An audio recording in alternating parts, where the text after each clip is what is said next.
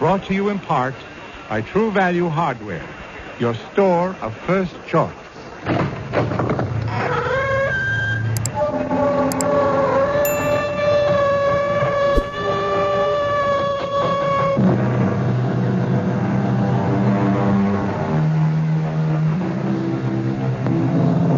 Come in.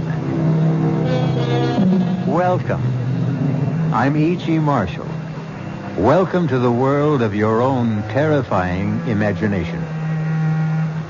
There are people who suddenly find themselves tortured and taunted by a fragile wisp of a memory. It's a memory of something they may have said or something they think they did. Exactly what it was has been long forgotten. But now it must be paid for. And the price? Life itself.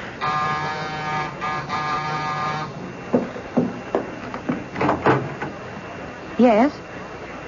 Are you Mrs. Louise Goodman? That's right. Are you sure? Why, of course I'm sure. It's just that I don't want to make a mistake. I'm Mrs. Louise Goodman. Who are you? And what is it you want? I want to keep my promise. Promise? What promise? I promised I'd kill you. Remember?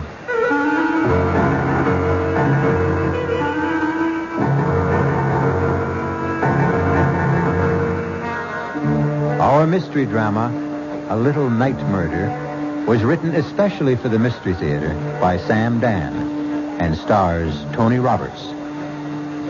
I'll be back shortly with Act One.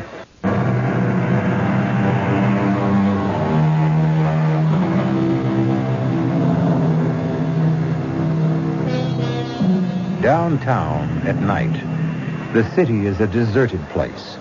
The lofty office buildings, those gleaming towers of glass and steel, stand quiet, empty and foreboding, like ancient temples. And like the ancient temples, they also have their priestesses. These are the ladies who enter at night with mops and brooms and vacuum cleaners to clear away the debris of the day's worship and purify the offices for tomorrow's rituals. We are concerned now with one of these, a sturdy, middle-aged woman named Mary Margaret Cannon. Steady, hard-working, no nonsense. But on this Friday evening, something seems amiss. Mary Margaret is pale. She's nervous. And every now and then she stops working and just listens. Someone there?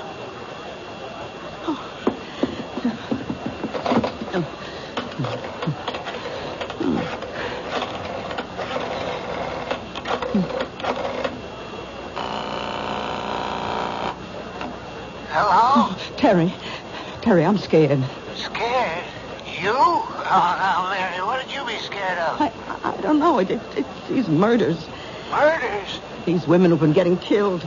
Well, I'll come and stay with you if you want. Oh, please. I'm so nervous, so jumpy. I'm so scared. Yeah, but why? I just don't know. Terry. Yes? I hear someone coming. Are you sure? I hear someone. Terry. I'll hang up and call the police. Oh, no, don't. It's just the guard. Yeah, you see? Now, is everything okay? Oh, yeah. Look, you just forget I called and get your rest. Oh, good evening, Tom. Oh, you're not Tom. No. I'm the new man, Mrs. Cannon. Oh, well, what happened to Tom? He called in earlier today. He said he was sick.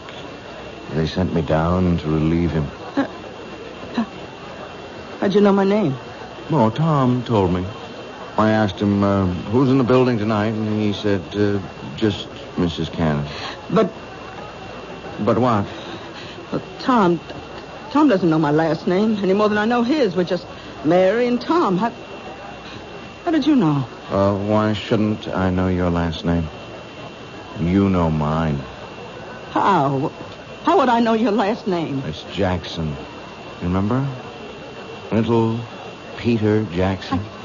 I never saw you before in my life. Oh, you did. Yes, you did. What do you want? I want to keep my promise. What promise? I promised I'd kill you. Why do you want to kill me? You don't remember? Well, let me refresh your memory, Mary Margaret Cannon. 23 years ago, you lived on Baxter Street, and one morning you walked into a little grocery store. Now you remember. You have exactly 30 seconds to live. Oh, please don't kill me, please. You should be saying your prayers. But I told the truth. If it was the truth, then God will forgive you. Pray, Mary Margaret Cannon. Pray. Oh, listen. My husband and I, we have a little money put aside. And I know exactly how you got it. You can have it. All of it. Only don't pray. Pray, Mary Margaret. Jackson. Peter Jackson. Maybe 30 years old. Tall, thin, blonde. Don't shout. No one can hear you. They'll hear me. They'll arrest you and hang you. His name is Jackson. Jackson, Peter Jackson. Oh, no, don't. They'll catch you, Peter. They'll catch you. Number 4. Mrs. Mary Margaret Cannon. Number 5, coming up, Miss Alice Maitland.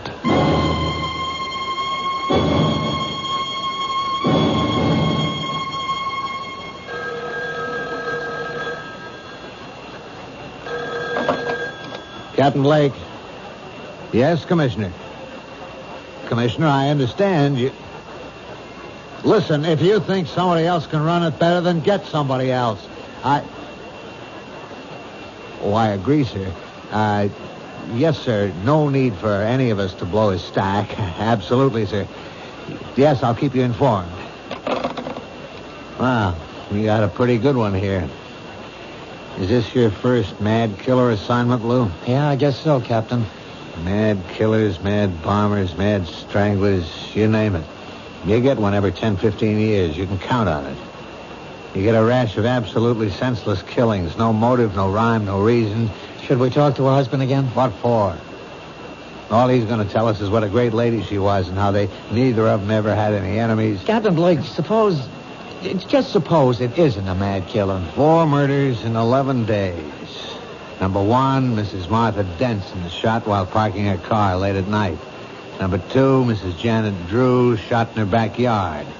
Number 3, Mrs. Louise Goodman shot in her apartment. Number 4, this cleaning lady shot while at work. Well, could there be a connection? Did they have something in common? There's no pattern. None of them knew each other as far as we can make out, or even had anything in common. Yeah, that we know of. It's the toughest situation in our business. A mad killer. Okay, he's a mad killer. Every killer is mad. But does this one have a method to his madness? Yeah. He uses a .38 caliber revolver and shoots women. The last one, Mrs. Cannon, that's the problem. What kind of problem? Well, he's a mad killer, you say, so he wanders around, and if he gets a chance, he'll kill. He sees a woman alone in a parking lot. 1230 WCOL. He sees Mrs. Drew in her backyard. He shoots her. He sees Mrs. Goodman alone in her apartment. He shoots her. Okay, how do you account for Mrs. Cannon? You're dealing with a madman, Lou. You can't account for anything he does. All right, 3 women are targets of opportunity. They happened along, or he happened along, and that was it. But he went out of his way to kill Mrs. Cannon. Look, he had to slug the night watchman. He had to take the elevator up 12 stories to find her. It means he wasn't just out to kill any woman. He wanted that woman. Why? That's good thinking, Lou. And if this were almost any other kind of case... Blake. What? Oh, no. Not another one. Okay, all right. Send her in. Did they tell you about nuts while you were getting your college degree? This one coming in sounds like a 14-carat nut to me. Captain Blake? Yes, I'm Captain Blake. This Detective Parker. How do you do? Huh? I'm Miss Maitland, Alice Maitland. I own a bookshop on 3rd Street, and... Well, it's about the murders. Do you know anything about the murders, Miss Maitland? I know who's going to be killed next. You do? Who? Me. Why do you say that? I have a premonition. I see. I know what you gentlemen must be thinking. You're convinced I'm a hysterical woman or a crank. No, but Miss Maitland, do you have any enemies? I don't know of any. Well, we know there's a homicidal maniac loose. It's true he may strike at anyone. That's not why I'm here. I know he's going to strike at me. Well, what reason would anyone have for killing you? What reason was there for killing those other women? You say your shop is on 3rd Street. I'll see that the officer on the beat keeps an eye on the place. Yes. I just thought I should tell you. That's all anyone can do, I suppose. Goodbye. Goodbye, Miss Maitland. Now, Lou, you have just conversed with an authentic member of the Nut Club. I don't know about that, Captain. She's a charter member. She belongs to the I'm the Next Victim chapter. I still say she's not a nut. Maybe not. Maybe she's just some poor little dame half scared out of her wits. Oh, she was calm. She was very calm. As a matter of fact, it's as if she knows what she's talking about.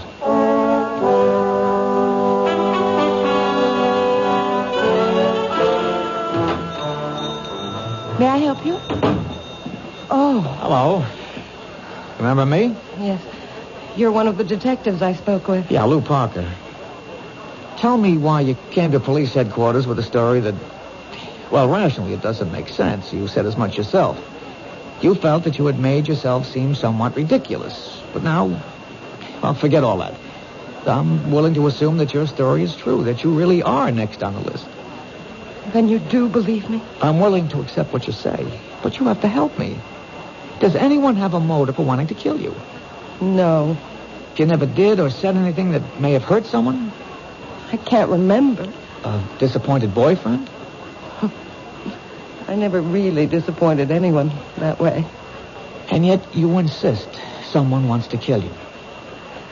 I know it sounds ridiculous. There's a reason for feeling the way you do. If only we could uncover that reason.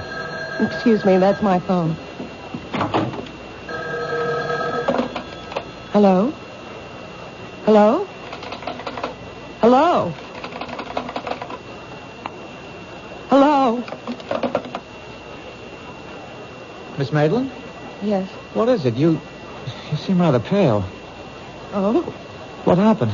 When I picked up the phone, there was just a click on the other end. As if someone had just hung up. Well, why should that seem to upset you? Well, because it's happened before.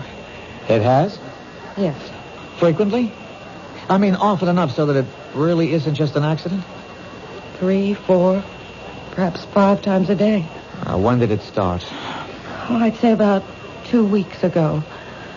I remember it happened 3 times the night the first of those women was murdered. Well, why didn't you tell us this before? I didn't think it was anything important. May I use your phone? It's back there in the office. Okay, I'll only be a moment. May I help you? Yes. Is your name Alice Maitland? Yes. Can I do anything for you?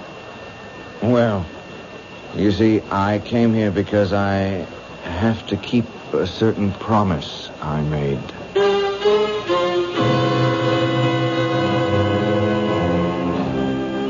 Say what you will about this young man. He has at least one redeeming feature. His word seems to be as good as his bond. But will he be able to keep this particular promise? This problem will be our primary concern when we return shortly with Act 2.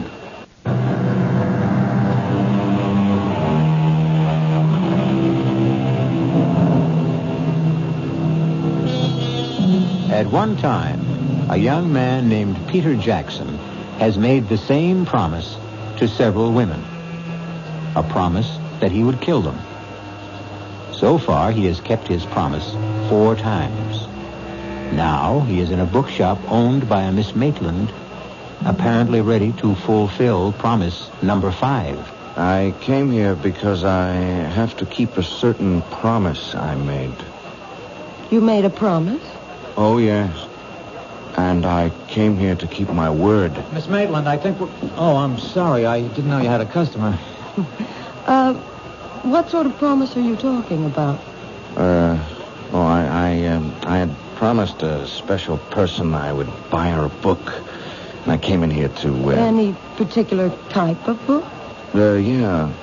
Yes, a good murder mystery. Oh, well, we have the latest Jonathan Merriweather novel. No, I don't dig him.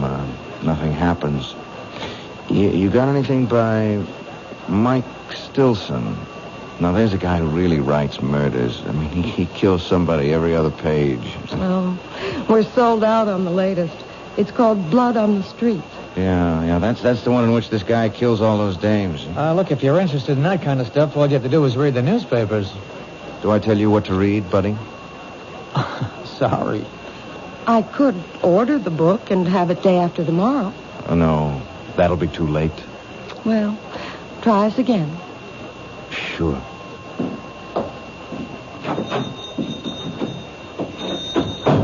Well, there's a guy with gruesome tastes. Well, takes all kinds. Hey, he's a great Mike Stilson fan, and he thinks nobody knows it. Who? My boss, Captain Blake. You're kidding. Hey, this is the very first time I've ever seen you smile. Oh, I smile a lot. It's just recently. I told Captain Blake about the calls. And? Well, you never know. He just grunted and said, I'll stay with it. But what time do you close? Just about now. I'll take you home. I live in this building, 2 flights up. Well, how about some dinner? Oh, you don't have to. You asked for police protection. Is that the reason? Line of duty? Well, yes and no. I'd like to. Except that, well, it's the end of the month and I'm swamped with paperwork. Well, this neighborhood seems safe enough. It's busy. And that diner across the street stays open all night. Look, keep this card handy at all times. It's got a special phone number. Now use it. Anytime you're disturbed by anything at all, no matter how slight or trivial, don't feel embarrassed. Just get on the phone.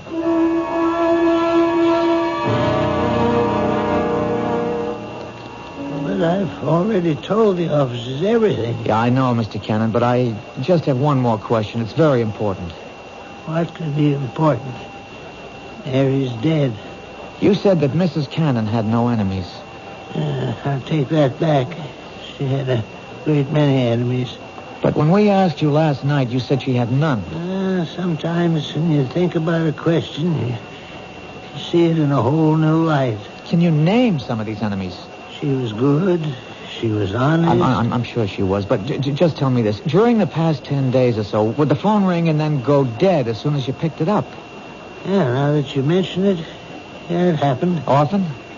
At least 2, 3, maybe 4 times a day. I see. Is the name Alice Maitland familiar? Alice Maitland. Think. Alice Maitland. You know, there is something familiar about it. The Alice Maitland. Think of the type person with whom you could associate that name. Now, would she be a movie star, a librarian, a teacher, a woman who might own a bookstore? No, none of those. I think of a little girl. A little girl named Alice Maitland. Did she live in the neighborhood? These past couple of years, my memory, it just comes and goes. Right now, it's gone. Well, if ever you remember why and how you know Alice Maitland, call the number on this card.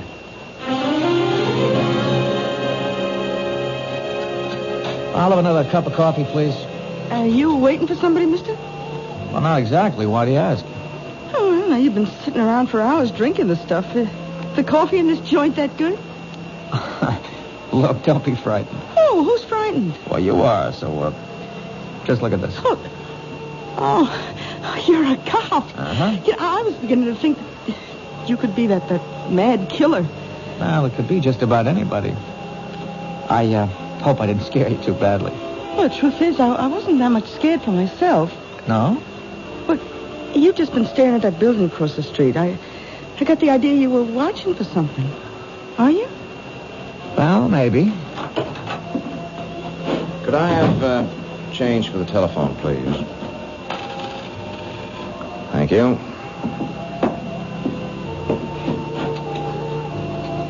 Now, where have I seen him before?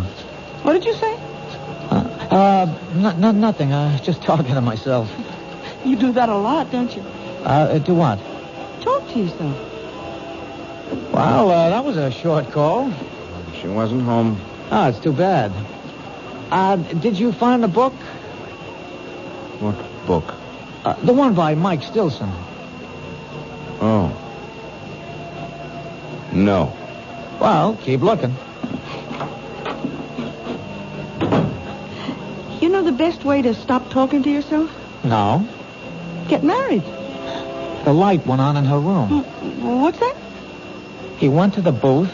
He only had time to dial, and the light went on in Alice's apartment. Who's Alice? It could be a coincidence. Wait a minute.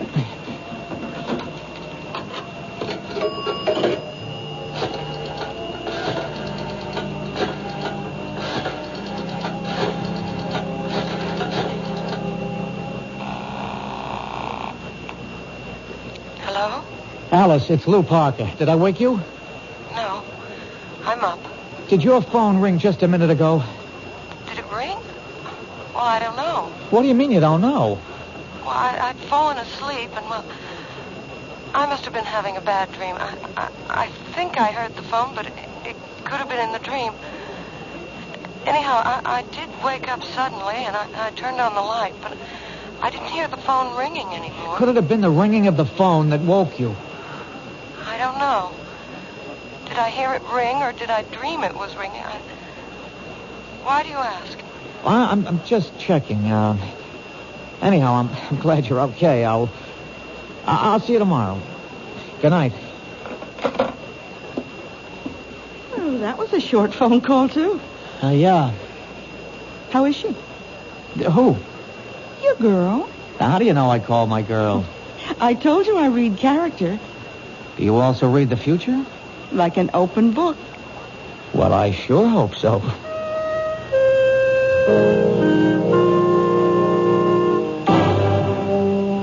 Captain, we got ourselves the killer. Oh, how can you be sure of your guy? I saw him in the bookshop.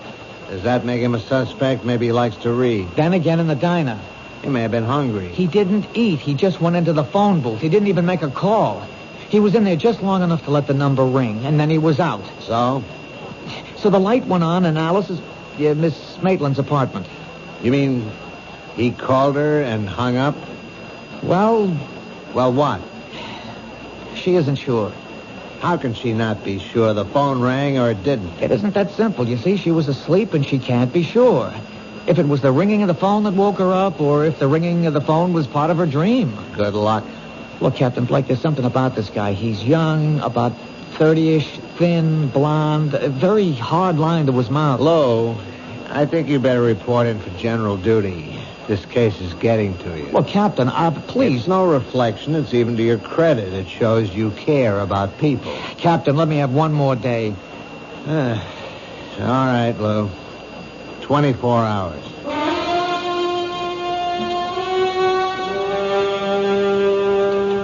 I'm sorry I've caused you so much embarrassment, Lou. That's all right. Captain Blake is unhappy. He'll get over it. He thinks I'm crazy. Well, he thinks most people are crazy.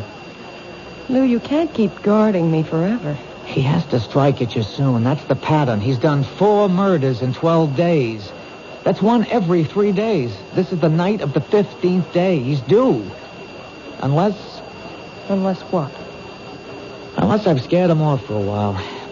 No, keep away from your window. Why? Well, if he's around, we'll be tipped off. But could I have scared him away? After all, how would he know I'm a cop? You never saw him before? Never. We have to assume he's our killer. And what is the only thing we know about him besides his general physical description? We know he wanted a book by Mike Stilson. Blood on the Streets. But he could have made that up on the spur of the moment.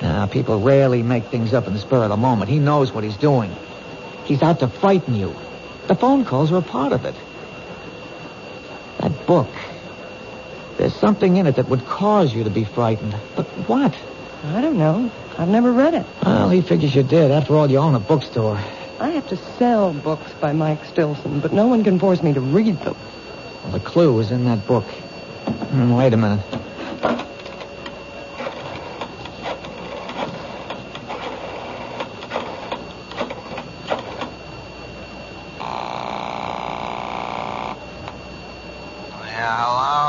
Captain Blake, it's Lou Parker. Do you know it's 2 a.m? Yes, sir, but I'm calling in the line of duty.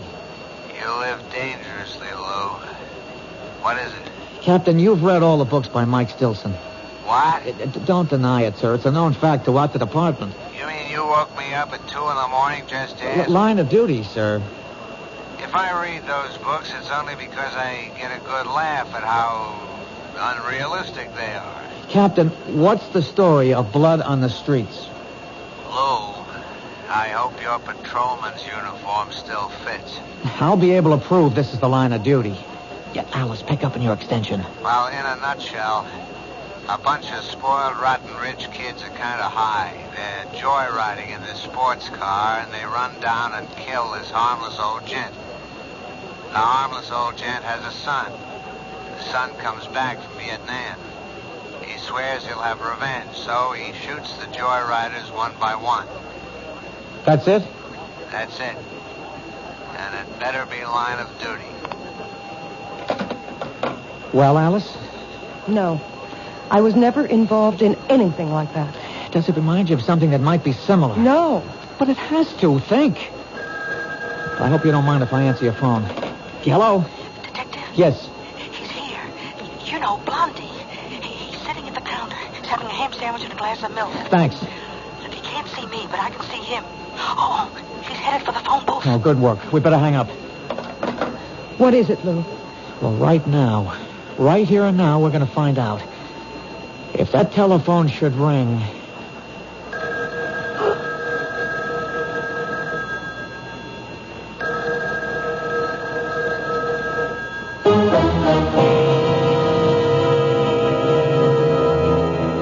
Whatever his faults, and we have already witnessed a rather grievous one, at least young Peter Jackson is something of a sportsman.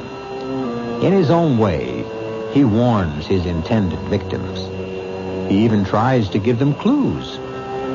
This time, has he given one too many? We'll be back shortly with Act 3.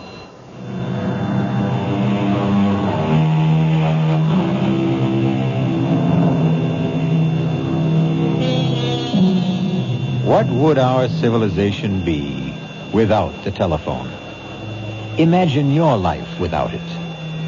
And the way the telephone works, it requires two people to complete a call. However, some of the most eloquent conversations can be carried on when there's no one at the other end, as you shall hear. Answer it, Alice. Answer it. Hello? He hung up. Now I've got him. Where are you going? You stay here.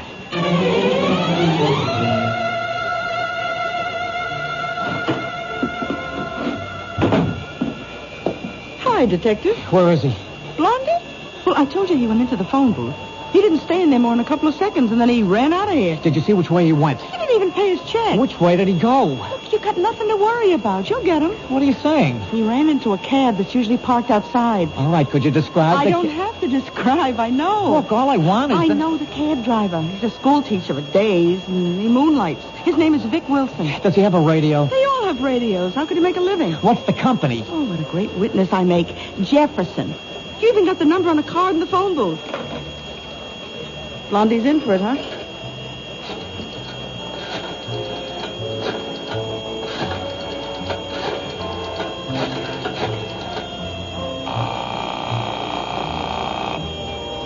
Jefferson Cabs. This is a police call. You have a driver, Vic Wilson. He's on a job right now. The minute he checks in, have him report back to the diner at 3rd Street, to Detective Parker.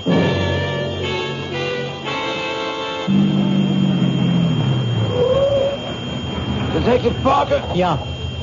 How do I know it's... My badge. Get in. Can't be too careful of that maniac running around loose. Where'd you take your last fare? 790, Chris. Oh, what is it? It's an apartment building. How big? 6 family, I'd say. Attached? No, it's all by itself. There's an empty lot on either side. They're renovating the neighborhood. It's about time. He lives there, huh? Yeah, I've been taking him there for the last couple of days. He comes out of the diner, he gets into the camp, that's where he goes. That's good enough. Is he a bad boy? Well, you wouldn't give him a star for good conduct, teacher. Throw on those searchlights, Haggerty, and hand me that bullhorn. We know who you are, and we know you're in there. We'll give you exactly 60 seconds to come out. Walk out the front door with your hands in the air. Keep behind the car, Lou. A nut like this one might want to take some people with him. You've had your minute. Come out, or we'll come in. All right, let's get in there fast. Open up, police. All right, stand to the side of the door, Lou. Cover me.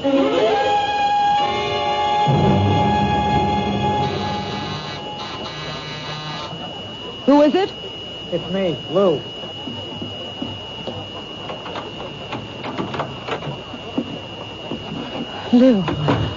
Lou, what happened? Well, You didn't get him. no, we didn't get him. Maybe it was the wrong house. No, the cab driver insists that's where he's been taking him. Then what happened? Oh, he's smart. He has himself dropped off at a false certain address in case he's being tailed, and then he sneaks out. Makes sense. Of course, Captain Blake doesn't believe a word of it. But, Lou... Oh, come on. 6 families live in that house. 6 ordinary, law-abiding families, and we rouse them at 5 in the morning and search the place. How angry is Captain Blake? Well, if he ever gets over it, I may wind up working nights in charge of the property office. Otherwise, I'm pounding a beat down along the docks. It's my fault. No. How do I really know I'm in danger? Why isn't this the product of an overwrought imagination? And the phone calls? Coincidence. And the guy in the bookshop? And we see him again in the phone booth just before your telephone rings? It could all be coincidence. I can't accept that. Captain Blake does. As far as I'm concerned, you're in danger. And you're convinced of it, too, aren't you? But I don't have to be right. We can't take any more chances. Now, I'm going to stay here with you for another hour. By then, the stores will be open and we'll buy you a small .25 caliber revolver. No. I'll arrange for a permit and I'll show you how to use it. But I can't stand the sight of a gun. Alice, if a man is determined to kill you, all the advantages are on his side. We have to reduce the odds. I couldn't own a gun. I couldn't use one even if it meant saving my life. Now, Alice, I don't want to say that sounds silly, but... I don't think I can ever forget. Forget what? Well, I was standing right next to a man once who was killed by a gun. When? Oh, years ago. I was about 6. Who was killed? A very nice man. He was our grocer, Mr. Jackson. It was the day after New Year's, and Mama sent me out to buy... To this day, I remember. A quart of milk, a half pound of butter, and a jar of strawberry jam. And then this man came in. He had a gun. It was a holdup. And suddenly, there was a loud explosion and a terrible flash of light. Oh, it was terrible. Mr. Jackson fell to the floor. He was dead. And the man ran away. Was he ever caught? Oh, yes. Just a few hours later. I had to go to the station house to identify him. Do you realize what you've just told me? This is it. You identified the man. He was sent to jail. Now, years later, he wants his revenge. But that's not what happened. No? Well, you see, I was so frightened. I wasn't sure. I really couldn't identify him. And he went free. So why would he want to kill me now? Then that gets us nowhere either. The others couldn't identify him either. The others? Yes. There were other people, but no one was sure of him. Now, if you had identified him and sent him to prison, it'd make sense to suppose he'd want revenge, but you didn't. Now, whoever and wherever he is today, he's happy. But the fact that you failed to identify him could have made someone else unhappy. What do you mean? Oh, the book, Blood on the Streets. It's about a man who killed people who did his father an injury. Did this grocer have a son? I think so. I think a little boy used to play in the store. But it's so long ago. Who could that be? I'll take it. Hello? Mr. Parker, it's Terry Cannon. Remember me? Yes, Mr. Cannon. They said I could reach you at this number. Anyhow, it came to me. What came to you? Well, I was trying to puzzle out why the name Alice Maitland was so familiar. Well, sir, about 23 years ago, Mary Margaret was in a grocery store, and a man was killed in a holdup. I took her down to the station house to identify the gunman. And could she? Well, no, sir, she really couldn't be sure. Anyhow, another one of the witnesses was a little girl. Her name was Alice Maitland. And I remember her because she was the most terrified little thing I'd ever seen in my life. Thank you. Thank you, Mr. Cannon. I've got you. Finally, I've got you all tied together. Who? You and those women who were killed all come together in a little grocery store some 23 years ago. Finally, now we know who we're looking for. I'd like to see the look on Captain Blake's face when I tell him You won't this. live to see that look, friend. Lou! I know you got a gun in the shoulder holster. Just lay the phone down. Slow. Easy. Now, raise the hand. Slow. Easy. That's fine. Just keep him there. I guess your name is Jackson. Peter Jackson, Jr. You figured it out. So I figured I'd have to come back and get both of you. Hands stay up. Well, it's too late, Peter. We know about you. Yeah, you know about me, but the other cops don't. See, I was in the house across the street when you staged the raid. I thought I'd die laughing. I learned never to get dropped off where I live. That way you don't get surprised. You won't get away with it. Oh, I'll get away with it. She's the last one. I'm sorry about you, but I'll walk out of here. And who'll know it was me? But why her? She was just a kid. She lied. But I didn't know. I really didn't know. Yeah, that's what they all said, but they were lying. They were bought off. All of you were bought off. Come on, Peter, talk sense. My father is murdered, and the law lets a killer go free, and you want me to talk sense? Does it make sense that 5 people who were standing right there couldn't recognize him? But I couldn't be sure. I really couldn't be sure. My father, he never hurt a soul in his life. If a hungry person didn't have a penny in his pocket, he could still walk out of that store with a loaf of bread or a bottle of milk. If your father was that kind of man, what would he think of you, killing innocent people? My father believed in justice. But you knew who the killer was. Why didn't you go after him? Yeah, I did, but I was cheated. I spent years on his trail, and when I finally caught up with him, he was in his grave. Well, my father wasn't going to be cheated out of everything. If I couldn't have the killer, at least I could get the people who helped him. Let me explain something. No, you don't want to explain anything. You want a stall. You want a chance to go for your gun. Well, you won't get it. See, I'll kill you first, and then her. There's such a thing in this world as justice. If the law won't give it to you, then you make your own. And that's why you're doing this? For justice? That's right. That's wrong. You're doing it because you love to kill. That's a lie. Ah, it's the truth. Look at yourself. Look at how you're enjoying this. I'm doing what has to be done. You killed those 4 women and you enjoyed it. You have 30 seconds to live. Say your prayers. How long do you think you have to live? You're going to keep killing and you'll be caught. You can't stop. I hate killing. Come on, you love to see people under the gun, how they squirm and sweat. You're eating this up. Look at your face in that mirror. Look at that grin. Like a wolf. See how flushed and excited you are. Look at yourself. Look. I'm gonna break your arm. Drop it. Very good work, Lou. Very good. One more second and we would have had to gun him down. This way we can take him home alive. Captain Blake. Somehow, I'm going to get back here. Get back to you, Miss Alice Maitland. I'll keep my promise. Haggerty, Gordon, cuff him. Hustle him back to headquarters. Look, Alice, don't worry about him. You all right, Miss Maitland? Yes, I think so. You shouldn't be. It was a rough experience. Why did you come back, Captain?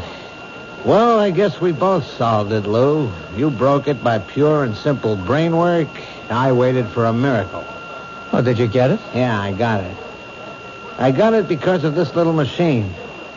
Mary Cannon was killed in an office. She managed somehow to throw the switch on a dictating machine. A secretary came into work this morning, and she heard Peter Jackson, and she didn't stop running till she got to my desk. Listen. His name is Jackson. Peter Jackson. They'll catch you, Peter. They'll catch you. Number 4, Mrs. Mary Margaret Cannon. Number 5, coming up, Miss Alice Maitland. You see, Lou? There's your whole story.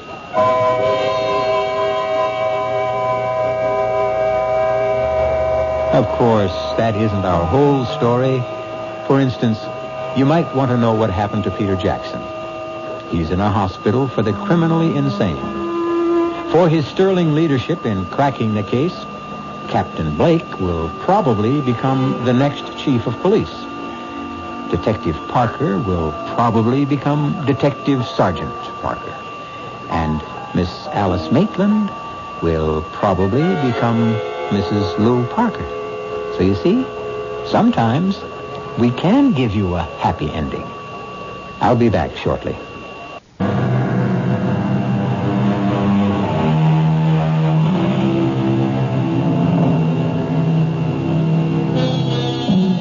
The story you have just heard was concerned with the most precious concept the human race has ever created: justice. And when you think of Peter Jackson, perhaps he proves the point made by a great poet. When a man takes justice in his own hands, he will soon shape her to his own ends. Our cast included Tony Roberts, Susan Grossman, Jack Grimes, Bryna Rayburn, and Robert Dryden. The entire production was under the direction of Hyman Brown. G. Marshall inviting you to return to our Mystery Theater for another adventure in the macabre. Until next time, pleasant dreams.